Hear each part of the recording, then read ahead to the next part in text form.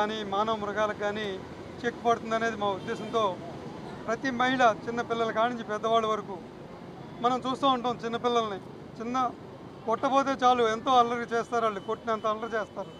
మరి అదే విషయంలో తమపై తప్పులు జరుగుతున్నప్పుడు వాళ్ళు నోరు విప్పి గట్టిగా మాట్లాడగలిగితే, ఎదిరించగలిగితే ఈ సమాజంలో ఉన్న మానవ మృగాలకు కానీ కీచకులకు కానీ కనువిప్పు కలుగుతుంది. ఇది పదే పదే అన్ని వయసుల వాళ్ళకి మనం ఎడ్యుకేట్ చేయాలి. చేస్తే సమాజంలో, ఎందుకంటే మహిళ మౌనం అది అంగీకారంగా చేస్తారు కొంతమంది. ప్రతిరోజు ఒక కీచకుడు వెంటబడుతూ ఉంటాడు, దాన్ని మౌనంగా వదిలేస్తూ ఉంటే దాన్ని అంగీకారంగా తీసుకుంటున్న పరిస్థితుల్లో మనం చూస్తున్నాం. కాబట్టి మొదటి రోజునే మనం దాన్ని మొగ్గలోనే తుంచివేయకపోతే ఈ అకృత్యాలకు పెరిగే అవకాశాలు ఎక్కువ ఉన్నాయి. దీనిపై ప్రభుత్వం కూడా చర్యలు తీసుకోవాలి.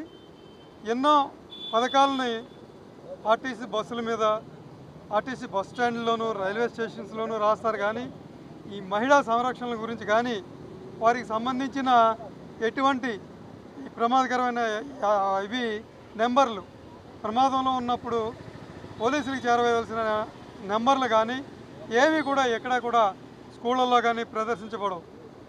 ఈరోజు అన్ని స్కూళ్ళల్లోనూ, అన్ని సినిమా థియేటర్స్లోనూ, విద్యాలయాల్లోనూ మహిళల పట్ల అవగాహన ఉన్న చట్టాల గురించి, మహిళలకు రక్షణగా ఉన్న ఫోన్ నెంబర్ల గురించి, యాప్ల గురించి ప్రభుత్వం చొరవ తీసుకుని అవగాహన కల్పించాలనే ఈ మహిళా గర్జన ప్రారంభించడం జరిగింది.